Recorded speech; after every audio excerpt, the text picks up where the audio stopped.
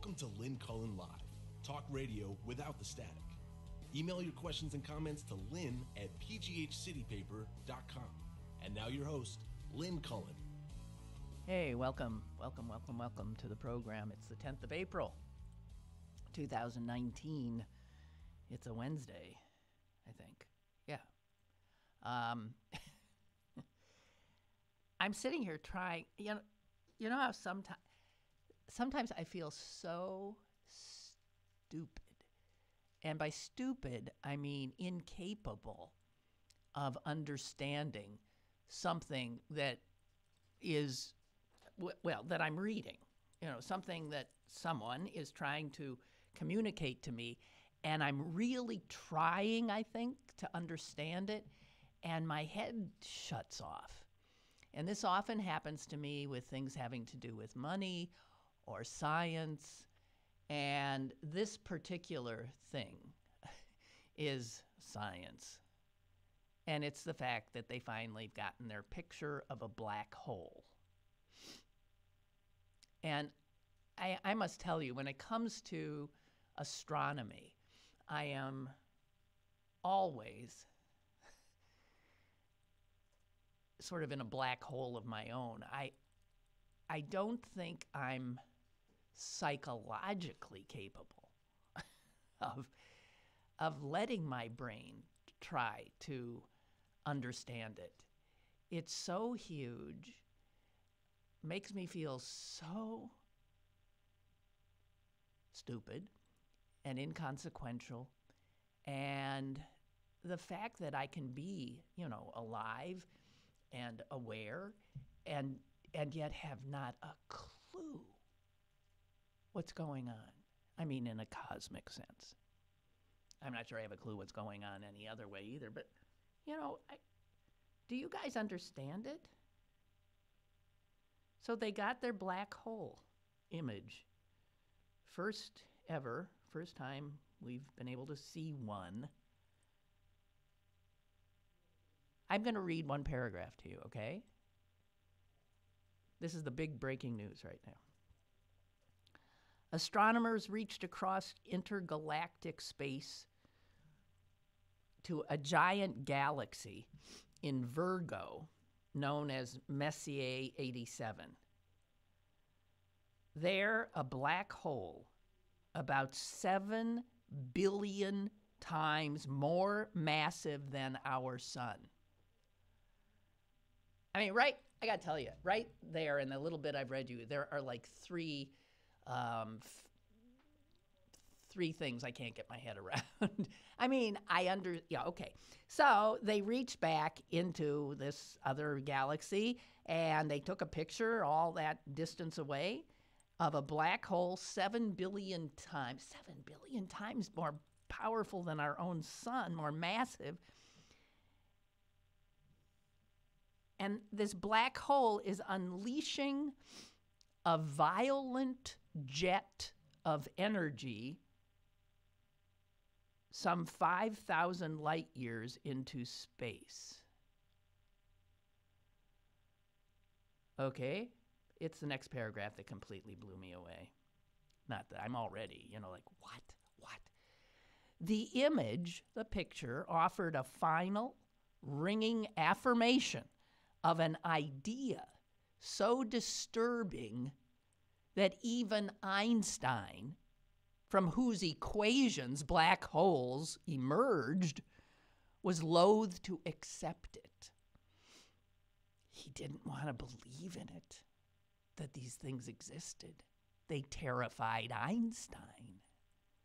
No wonder I'm shaking in my boots. Here it is. Definition of a black hole. If too much matter is crammed into one place, the cumulative force of gravity becomes overwhelming, and that place becomes an eternal trap, a black hole. And according to Einstein's theory, that means that matter, space, and time come to an end and vanish like a dream.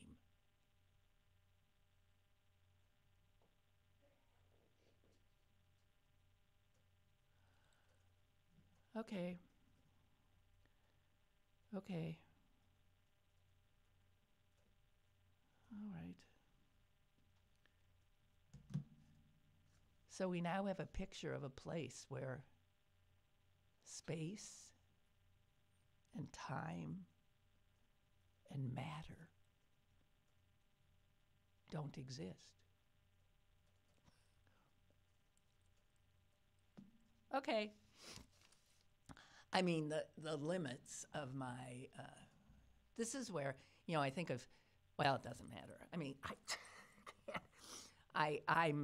I'm totally amazed by people who do comprehend this stuff. My mother's one. She was always eating this kind of thing up. I'm sure she is today. All right, so there's that. On the cosmic level, on the more mundane level, Bob has reminded us that today is the day the Penguins start their pursuit of bringing back the Stanley Cup. I can see where people choose to live in that mundane world, the easily grasped one.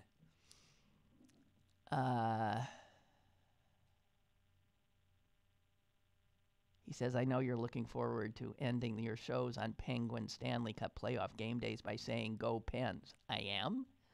I'm so out of it now, I'm not even sure when there is a game. That's how out of it I am. But I'd be happy to say, go Pens. I like the Pens very, very, very much. And this is about the time I start tuning in. Yeah. Because the playoff season is a long enough season for me.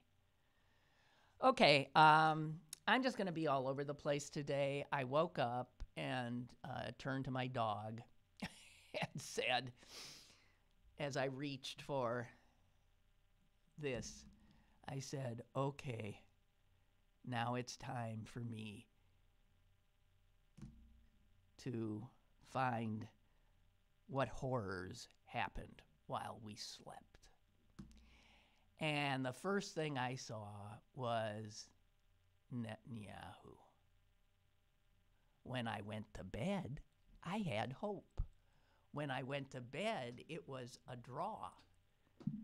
And I have to tell you, I just thought, dear God, please. I mean, I really did. Please, please. God. So, I mean, the vote shows you that the people of Israel, or at least the voters, are much like the United States. And our side keeps losing. Half of Israel is like, oi, oi, today. How could they do it? He's a crook. He's a wannabe autocrat. He's killing us. He's killing our. So anyway, I can't believe it. It's so depressing. So I don't want to talk about that. But it's so depressing. My prime minister, as Donald Trump said the other day, I don't like to think of Trump as my president, and I sure as hell know that Benjamin Netanyahu is not my prime minister. If he were my prime minister, I'd have a vote, right?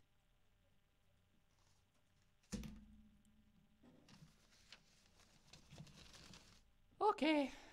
Black holes, Netanyahu. What else we got here?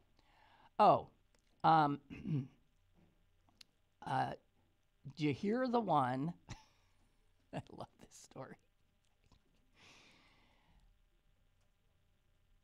Police, this is somewhere outside, I think, Portland, Oregon, suburb of.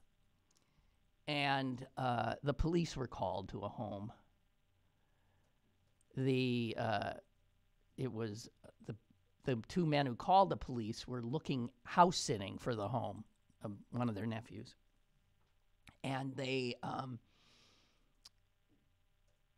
heard scary noises coming from upstairs in the house, a bathroom, they thought, and they figured somebody had broken into the house and somehow had locked themselves in the bathroom. I don't know. They called the cops, and the police came. And not only did they come, but first of all, a detective who happened to be nearby when the 911 call came in, he rushed to the scene. And within minutes, must have been a slow day in this suburb, within minutes, 3 other deputies from the sheriff's department had joined him, and 2 canine officers. They call them officers? Really? 2 dogs. 2 dogs also. He had 2 dogs and 4 police. And they had their guns out, and I guess the door was shut, the door was locked, and they loudly announced their presence. They warned that whoever was in there, you've been caught, open this door or we're going to break it down. While they're telling this to the person trapped inside, the noises, sort of like banging noises, continue. And they're thinking, is this guy trying to, get out the window? Maybe the window is like, whatever. They couldn't figure it out. But they finally, because whoever was in there was ignoring their orders, so they did just what they do on TV. They broke down the door, guns drawn, and then to a man, I'm not sure if the dogs did it too, to a man, they collapsed into just convulsive laughter.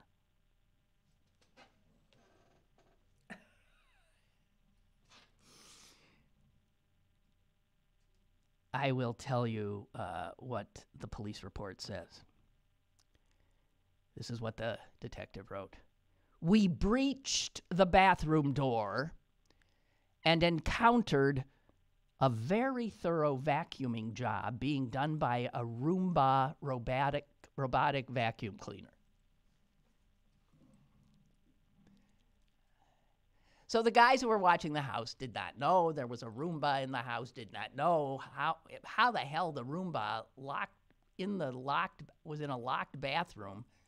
I don't know. But there is something hysterically funny about all of this. 4 cops, 2 dogs, guns drawn, and it's a vacuum cleaner. The men who'd called 911 were hugely apologetic. The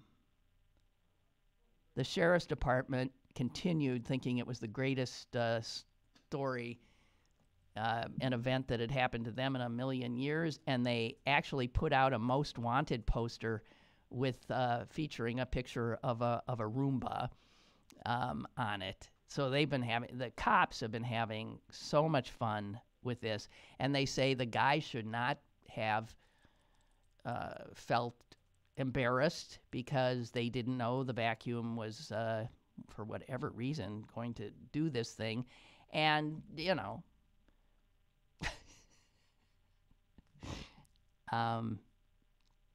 so that's it. I like that story because it's silly. And then this is the kind of story you check the comments on, which I just did. And here you have one. Wow, too bad he couldn't make a clean getaway.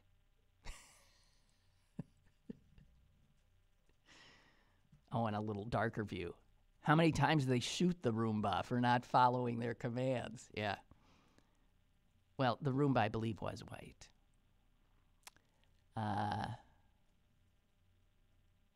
Oh, no, here's somebody. I'm surprised it didn't get shot. Most Roombas are black. Are they? I don't know. So, whatever.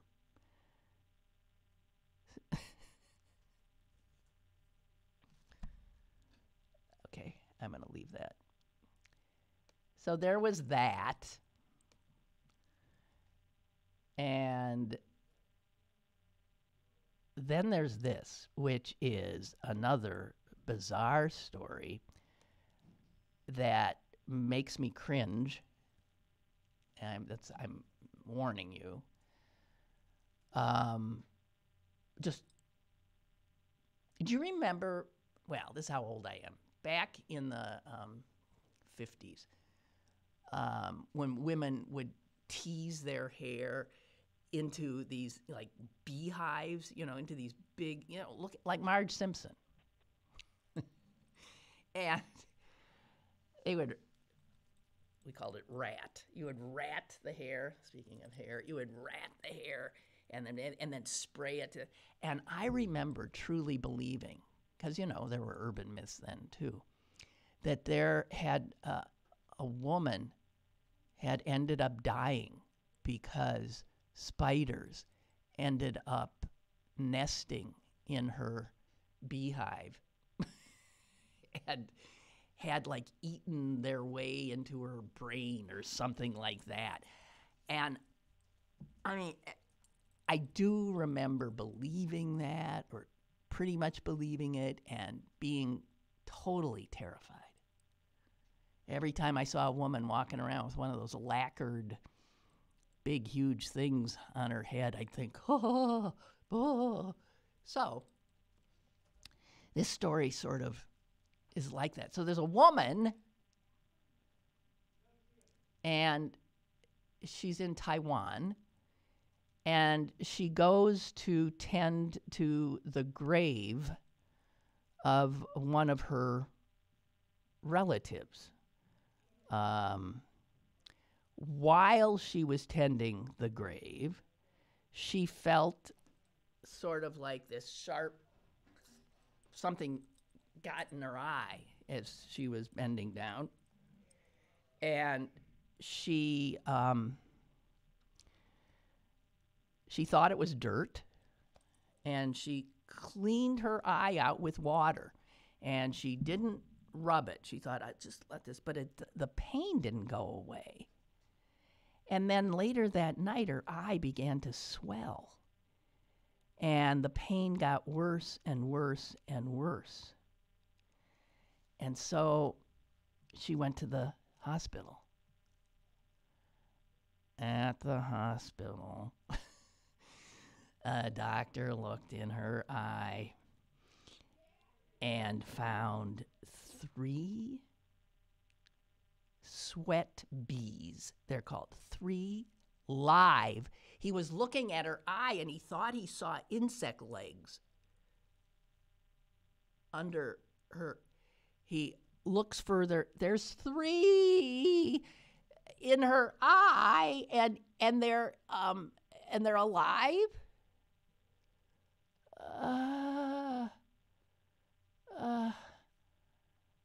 Anyway, everybody agrees no one has ever heard of bees infesting a person like this, getting caught in part of a person's body and being alive.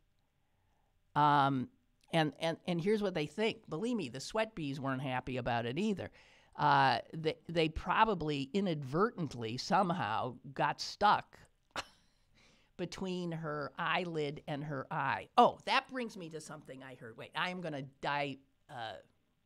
digress and divulge a thought that has flipped me out ever since I first heard this. And I keep meaning to say it to somebody. I haven't said it to anyone in my non-broadcast life, but I'm about to finally say it. And I'm hoping people don't start laughing at me like this is again me believing something that isn't true, but I think it must be true. Our eyes freaks me out. When we close our eyes, close your eyes. Okay, the lid you cannot see. The lid is down. But our eyes never stop seeing. So when you close your eyes, that explains a whole lot of stuff. Because sometimes when you close your eyes, you see kind of stuff, right? I always thought that I would close my eyes are resting. They're not resting. They can't rest. Someone just pulled a screen on them. That's all. They just, they closed the drape. But the eye is still there. It's just looking at the backside of the drape. Somehow this has so freaked me out that our eyes never, people say, oh, I'm resting my eyes. No, you're not. I guess. I don't know. This has freaked me out. I'm just telling you. So anyway, this woman, they said the bees, by the way, sweat bees are pretty small, but they're bees, and they got stingers. Although their sting is not known to be particularly awful. And the doctors in this case really felt sorry for the bees. Here's the doctor. I'm sure the sweat bees got by the eye and then just ended up squished between the eye and eyelid. They were just in the wrong place at the wrong time. Now, here's the funny thing. The doctor extracted one bee, and then he sees, oh, my God, there's another bee, and other bee, and he's very careful about it. So these bees survived this ordeal in the woman's eye, and she survived, and everybody's alive and well, and the bees now are being taken care of. They want to, study them more. Well, if they were just a bunch of 3 hapless sweat bees in the wrong place at the wrong time, why not just set them free? What's there to study? You can go get sweat bees anywhere. Why get the ones that were stuck in her eye? Feel sorry for the poor bees. So anyway, wrong place, wrong time, but they ain't dead. Just saying. They say an entomologist said the most unusual thing I've heard. It's a freak occurrence. Well, anyway, I'm just glad. But there is a picture, which I cannot share with you. And it is of her eye with these 3 bees on it.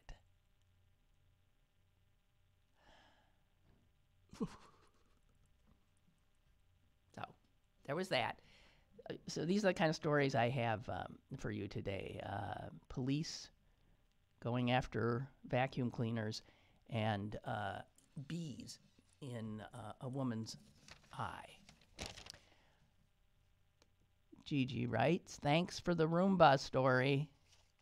I can identify because my Roomba has been starting on its own for some reason. You know what? My dishwasher has been starting on its own. I feel, it's like almost poltergeisty. It's like, what? Yeah, scaring the heck out of me and my dogs. Yes, I agree. What is that about?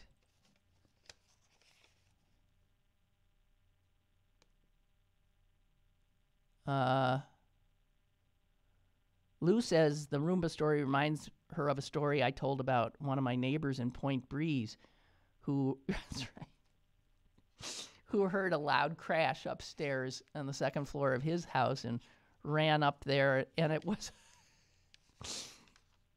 a wild turkey had come through the window or something and was desperately trying to get out of the guy's bathroom. Speaking of that, did you see the cops chasing a turkey downtown the other day? Somehow there was a wild turkey downtown, and the cops were chasing it all over the place.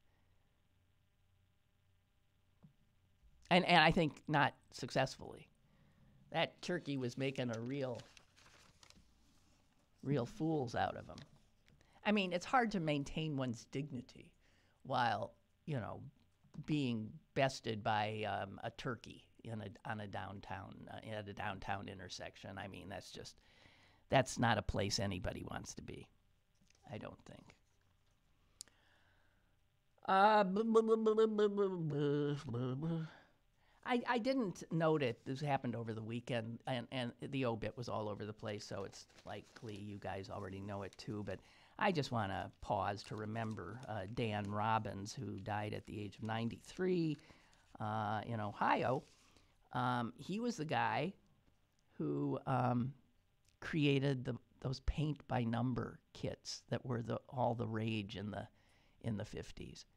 And I had one. I thought it was the neatest thing in the world. You could just, now there's a lot of people who have coloring books, same kind of sort of thing. There's something very, I don't know. For a lot of people, it's a good stress reducer.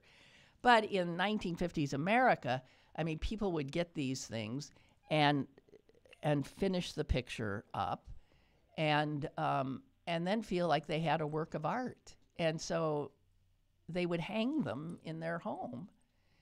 And all of that drove real artists and art critics crazy. They went crazy, laughing at Americans, thinking this was art, or thinking that somehow any of this had anything whatsoever to do with art.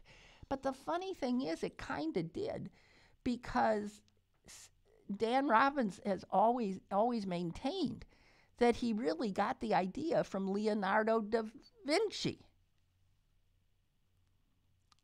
who apparently put numbers on objects or parts of his paintings, usually in the backgrounds, and had his many apprentices paint those designated areas with the corresponding paints, the numbers denoted. So I'm just saying that's what he said, and I'm going with that. So anyway, says here it was bigger than hula hoops, bigger than TV dinners. I don't know about that. A paint by numbers, more than one paint by numbers works were hung in the White House when Eisenhower was in there. Andy Warhol did a painting, a riff on it. It was huge. I loved him. And, Robbins always said, hey, look, I never claimed that painting by numbers is art, but it is the experience of art in that it allowed an individual who would normally never pick up a paintbrush to do so, to dip it in paint, and then to, over time, create, something, yes. So I think it's wonderful. They ended up hiring the guy who did it, Dan Robbins, did most of the first, paintings. He did the original painting and then figured out how to number it. And when they got so successful, they had to hire a bunch of other illustrators, essentially. We won't call them artists, illustrators. And the bestseller was created by a guy who had survived the Holocaust, a guy named, this couldn't have been his real name, Adam Grant. No way did a guy named Adam Grant survive the Holocaust. He had to survive it as somebody else and changed his name. I refuse to believe Just doesn't make sense. He survived. He gets to America. He changes his name to Adam Grant. Anyway, he did the bestseller, Paint by Numbers painting, which was a Leonardo. It was a takeoff on Leonardo da Vinci's famous work, The Last Supper. All right. I just wanted to get that in. Caller. I'm sorry. God. When you ended up, and callers, when you end up hanging there, it's not that I've usually been informed that there's a caller on the line, and then if I'm talking about something, I absolutely forget about it. I'm sorry. Caller. Hello. How you doing? I'm okay. Hey, I don't know if you read this last week. I consider it good news. A well-known poacher in Africa or one of those places. Yes. After numbers of killings he did, he finally got stomped and eaten by the lions or something like that. No, I think it was an elephant. An elephant took him out, and then lions, came and disposed of the body. Yeah, so I'm hoping that happens to Trump. Yeah, well, it's a perfect end. A perfect end for anyone. Okay. Thank you. Appreciate it. Okay, thank you. Bye. Yeah, we all were happy to see that. And Gigi came back and said, I should have included in my last email the one about the Roomba that keeps starting up in her house. Shortly after getting married, my husband and I woke up to odd sawing sounds coming from our kitchen. My husband was convinced someone was trying to saw their way into the house, which made no sense to me. Well, I'm with you, which made no sense to me, but I couldn't explain the sounds. And what he found a baseball bat and crept his way to the kitchen, ready to strike. And what he was confronted with was the timer on the bread machine. On a timer bread machine that we had received as a wedding gift, and it was kneading flour for some great fresh bread. We are still laughing over him creeping around with a baseball bat ready to attack a bread machine. But wait a minute, so you didn't... Why would it sound like song? Oh, it was kneading, I guess. But you mean you put... I'm sorry, I have follow-up questions. So before you went to bed, you put all the stuff you're supposed to put in the bread machine, and then went to bed, and then it started up while you were sleeping? I don't know. But that's funny. Yeah. I bet he felt... Was he embarrassed? I mean, I hope. I mean, these kinds of things. Oh, I mean, I have a story like that too, actually. I was probably 12, 13.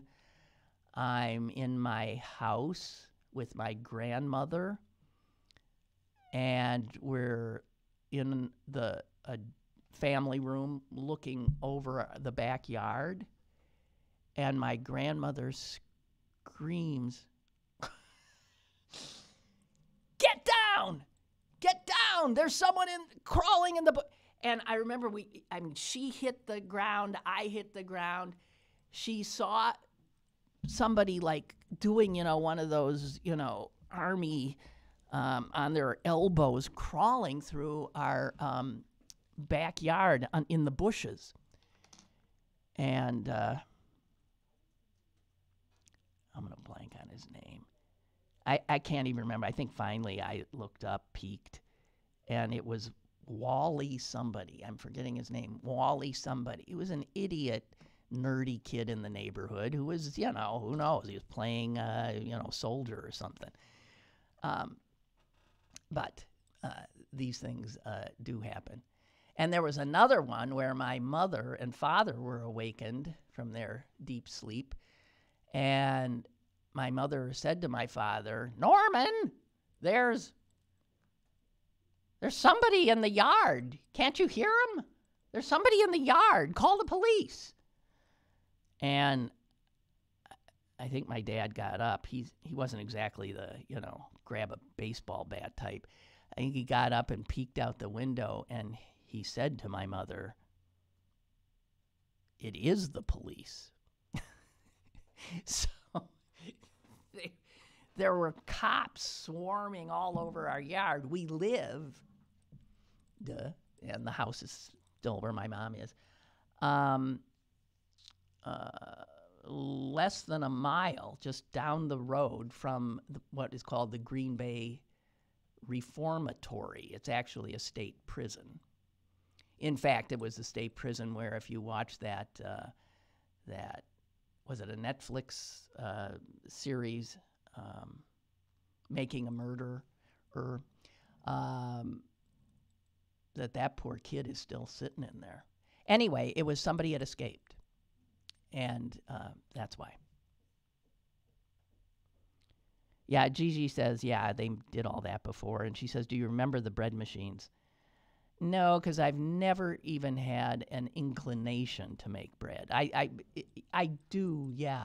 I mean, I remember that there were machines, and still are, but I mean, it was a thing, huh? You would put all the ingredients in the machine, set a timer, and then the machine would make the bread, and you'd have fresh bread in the morning. But when the machine did the kneading, it sounded like someone using a saw. Okay. That explains it all then, Gigi. I got it.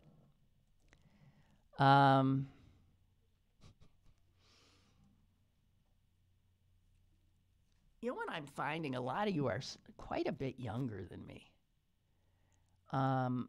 Yesterday, I had the opportunity to finally have a moment where I sat down and read a slim little volume that was created by one of you and sent to me. And I'm trying to remember the title. It was a sort of a play on words.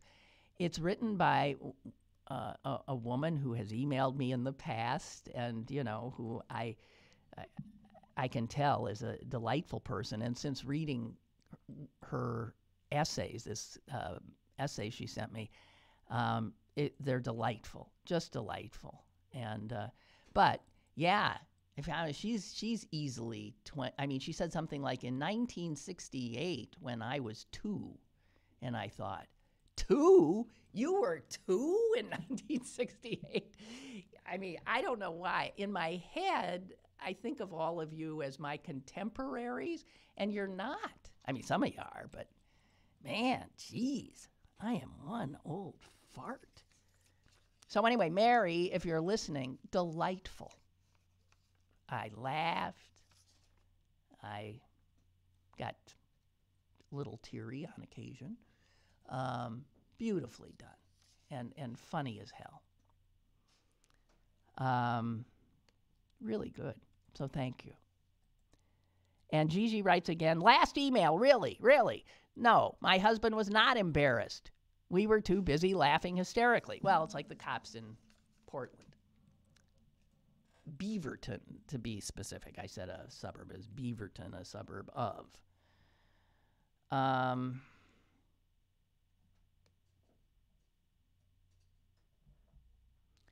You know I'm a Jeopardy freak, right? Any other Jeopardy freaks out there? Did you see last night's show? It was historic. This guy, for those of you who don't watch Jeopardy, I am really sorry, but this is historic. Even Alex Trebek mentioned, are we looking at the next Ken Jennings? This guy, who, by the way, you know what he does for a living? He's a professional gambler. That's what he does. He makes a living as a professional gambler. His name is James Holzhauer. He's 34 years old and smart as a whip.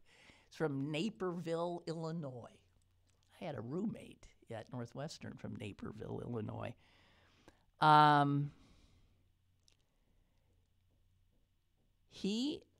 When they went into Final Jeopardy, he had chalked up something like $70-some thousand.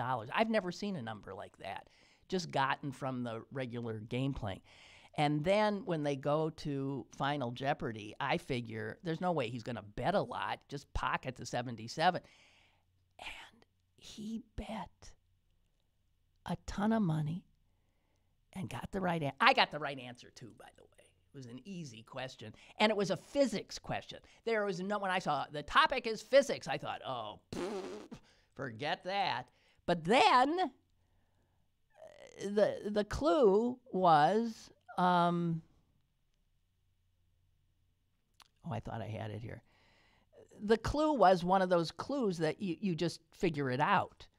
I got it right. It was, what is a turn of phrase? I'm going to give it to you. What is a turn of phrase? Oh, the clue is, ironically, a metaphor meaning a huge step forward. But this two-word process only occurs on a subatomic scale. That was the clue. Something, two words that mean a huge step forward, but it happens on a subatomic scale. And I thought, I don't know from subatomic, but I do know what's a two-word phrase for a huge step forward. And it would have to be a physics kind of a thing. Well, come on, you got it, right? Quantum leap. I didn't know that quantum leap actually happens on a subatomic scale, but he had bet $38,314, which is an odd thing to bet. And he got it, and he ended the game with the highest, shattered the record for the most any contestant in the history of this long-running game had ever had. He ended with a total of $110,914 for a single game, which added to his winnings from the last two wins or three, put him at close to $250,000, which is he's on pace to like just blow every record away. Now, granted, you can, but here's the weird thing. So why would he bet $110,000? I mean, why did he bet these weird numbers? You know, people mostly would bet like, I'll bet 30,000 or I'll bet 2,000. And he's such a he does math so easily in his head. He bet on Final Jeopardy what he bet, the weird number, 38,314 was his bet. He did that so that, I'm sure he didn't think for a minute he was going to lose, that if he had the correct answer and if he won, he would end up with that number, 110,914. And here's the weird thing. He wanted to arrive at that number, 110914, because that is the birth date of his daughter. November 9th, 2014. 110914. I mean, hello. Wow. And so I'm just telling you, and he says that when he bets, the reason he's able to make a living betting is he's willing to take a big risk, but he also is confident about his understanding the numbers. Okay, I'll give you here are some of the answers he got. No, I didn't get either of these. Okay, here's one. See if you're as smart as he. In 1904, Oklahoma City policeman Joe Burnett killed Ed O'Kelly. Ed O'Kelly, who had killed Robert Ford, who had killed this outlaw.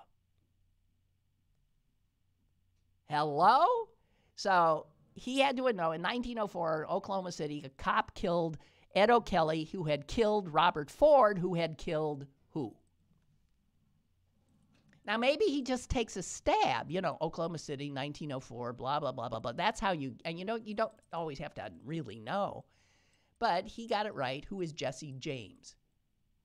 That was the right answer. And here's one I didn't know. Here's another one. In Andalusia, in Andalusia Arabic calligraphy represents this style named for medieval visitors from Africa. What? I mean, I said, what? He didn't even blink. What is Moorish, he said. Oh, God. So anyway, amazing.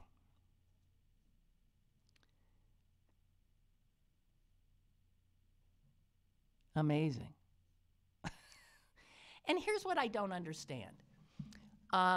Okay, so Jeopardy, so I'm looking at Alex Trebek now, who seems to be really on top of his game as well. Very energized, very tuned in. And we know he has stage 4 pancreatic cancer. And man, he looks good. And as I said, energized. And here's what I don't understand. How far ahead are these things done? They can't be, it can't be live. And I know this because the New York Times now prints the final Jeopardy question next to the New York Times crossword puzzle. So I already know, I saw it today in the New York Times, I already know what the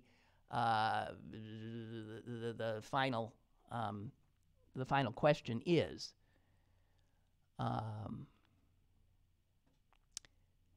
So they can't do that, obviously. I just don't get it because sometimes it seems so timely. I mean, he will say things about, it's Easter or this and that. So I'm just wondering, is there just a day delay? I don't know.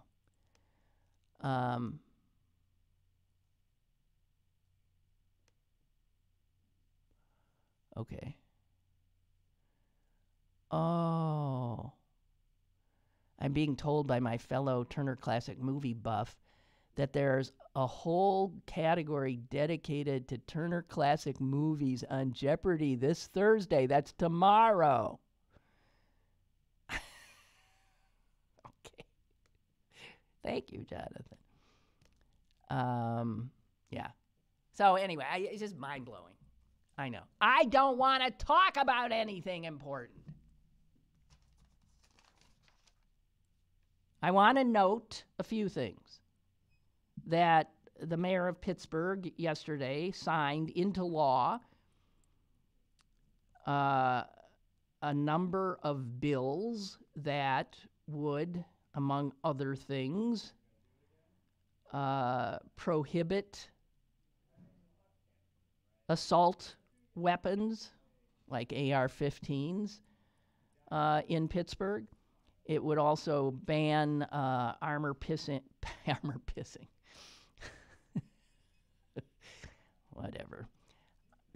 I believe, armor piercing ammunition and high capacity magazines, and also allows for the temporary seizure of guns from people who are determined to be a danger. Obviously, no sooner had the mayor signed these than the city was slapped with 2 lawsuits. One from a coalition of gun rights nuts, and it called the laws patently unenforceable, unconstitutional, and illegal. And then a second lawsuit, this one backed by the NRA, said this: Pittsburgh has violated the rights of its citizens. I mean, the reality is, it is in defiance of Pennsylvania law, because at the behest of the NRA, the cowards and creeps in Harrisburg had long ago passed legislation prohibiting any municipality in the state from passing its own gun regulation measures. So, I don't know. This is heading, who knows where. But, you know, you got to keeping on. I understand that Darrell Metcalf, the most loathsome state representative of all, has called for the impeachment of the mayor of Pittsburgh, Bill Peduto. The funny thing about that is, if he were to be impeached, the president of city council would become the mayor. The president of city council is an openly gay man, Bruce Krause, and if there's one thing Metcalf hates more than anything else, it's gays. So here we have Metcalf trying to knock off Peduto. So what? Did he think this through? So that Bruce Krause, a gay guy, can be the mayor? God almighty. What else we got?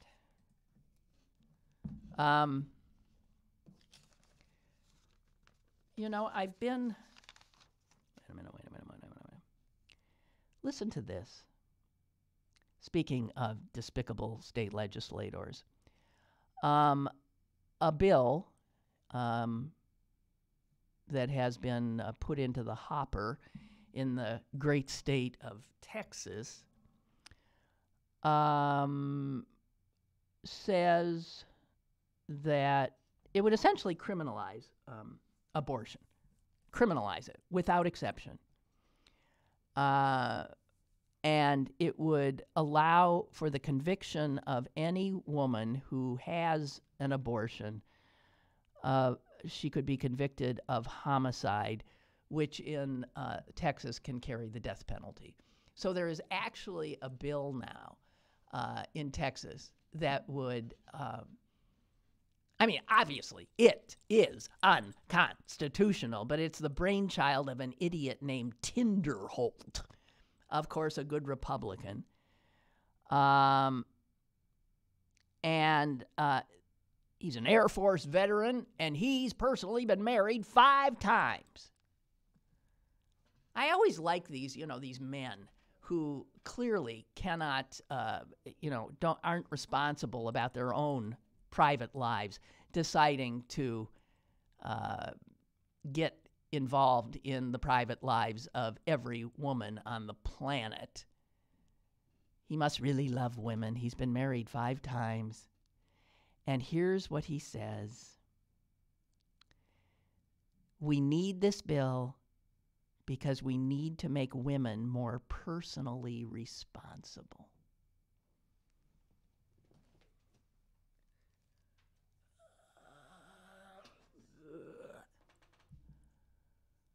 Oh. And they had a hearing, and almost everyone who spoke were like lunatics, crazy people. Here's one of the people who spoke, Sonia Ganella. God's word says, he who sheds man's blood by man, his blood will be shed. And she went on to ask lawmakers, you repent with us. I am a follower of the Lord Jesus Christ, she said.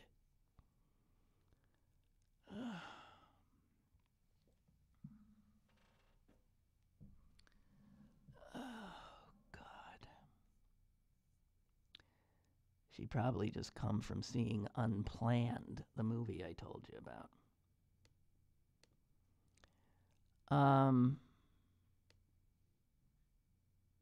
Okay, I think I got all my stuff in here. Oh, I never heard of this unbelievable, awful human being, Candace Owen. This is a young black woman who is to the right of Adolf Hitler. I mean, did you see her?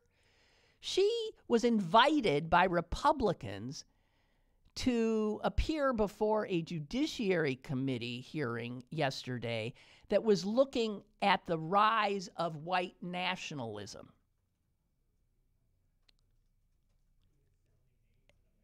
And the Republicans got this. They love trotting out black women. So this black woman comes out and flat out says, I mean, I can't even. Here, just know this about her. The guy who did the killings, that massacre in New Zealand in the mosques, he referenced her.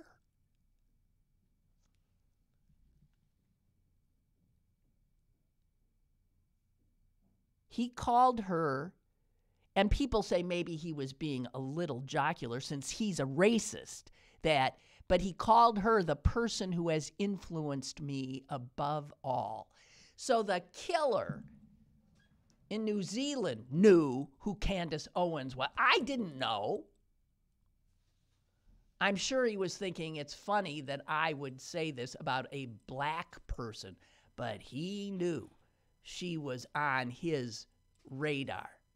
And she responded to that information, not with horror that she had been called by name by this guy who just killed 50 people.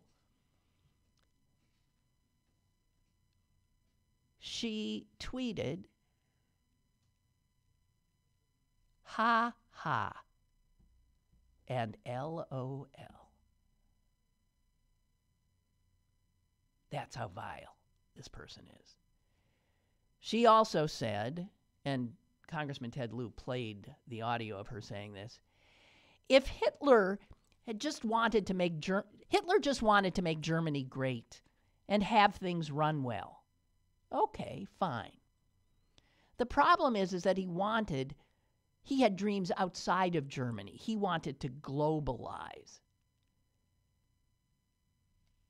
So, she is such a white nationalist herself, even though she's black, that she was saying, if you understand how they think, that Hitler, by wanting to globalize, was like a globalist, not a fascist. He was a globalist, which makes him, globalist is the synonym for Jew.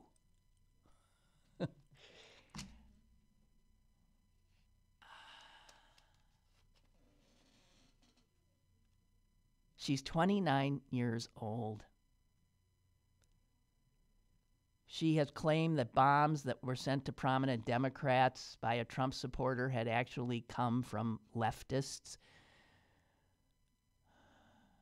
She had wondered whether something biochemically happens to women who do not marry or have children.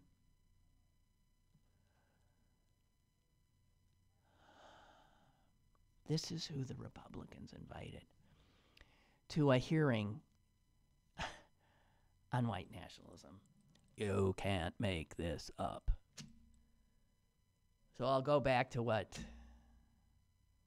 I said about the poor folks in Israel who did not vote for Bibi Netanyahu, half the country. And I will end with that same eternal cry for us too. Oi! Oi! Meanwhile, you have a nice day.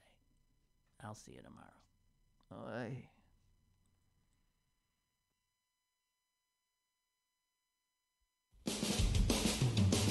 Lynn Cullen Live, Monday through Friday from 10 a.m. to 11 a.m. and archived at pghcitypaper.com. The opinions expressed on Lynn Cullen Live are those of the host and do not necessarily reflect the viewpoints of Pittsburgh City Paper or its advertisers.